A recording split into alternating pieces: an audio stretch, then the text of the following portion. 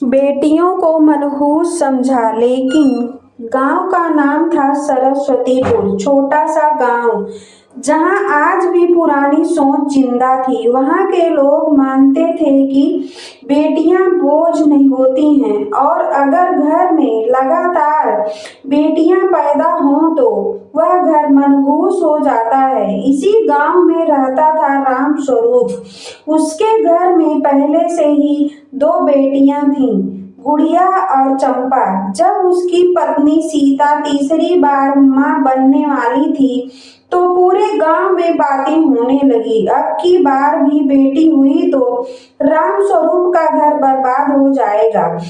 बेटियां तो सिर्फ खाने वाली होती हैं। सीता हर बात सुनती थी, लेकिन चुप रहती थी। उसे डर था कि अगर इस बार भी बेटी हुई तो ना जाने क्या होगा। तीसरी बेटी का जन्म जब तीसरी बेटी पैदा हुई तो रामस्वरूप के चेहरे पर मायूसी छा गई।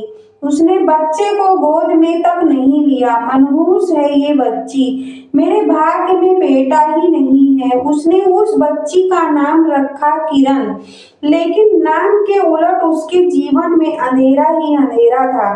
बेटियों से नफरत। रामस्वरूप बेटियों को पढ़ाना तो दूर, उनसे बात तक ठीक से नहीं करता था। गुड़िया और चंपा छोटी उम्र में ही खेतों और घर के काम में लग गई। किरण तो जैसे घर में पैदा होकर भी अनचाही थी। सीता अक्सर रात में चुपचाप रोती और अपनी बेटियों को सीने से लगाकर कहती, बेटी होना कोई गुनाह नहीं है। समय बदला, हालात नहीं। समय बीतता गया। गुड़िया और चंपा ने बिना किसी सहारे के पढ़ाई जारी रखी। वह स्कूल में हमेशा अव्वल आती थी, लेकिन रामस्वरूप को इससे कोई फर्क नहीं पड़ता। एक दिन उसने साफ कह दिया, पढ़ लिख कर क्या कर लेगी, आखिर जाना तो पराए घर ही है। किस्मत का इम्तिहान। एक साल गांव में भयंकर सूखा पड़ा। फसलें बर्बाद हो गईं। रामस्वरूप कर्ज में डूब गया। घर चलाना मुश्किल हो गया। इसी बीच रामस्वरूप बीमार पड़ गया। इलाज के पैसे तक नहीं थे।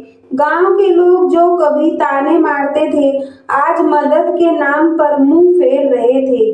बेटियों की परीक्षा उसी समय गुड़िया ने शहर जाकर नौकरी करने का फैसला किया। उसने दिन रात मेहनत की और एक स्कूल में शिक्षिका बन गई। चंपा ने सिलाई का काम शुरू किया और किरण ने पढ़ाई में अव्वल आकर स्कॉलरशिप हासिल की।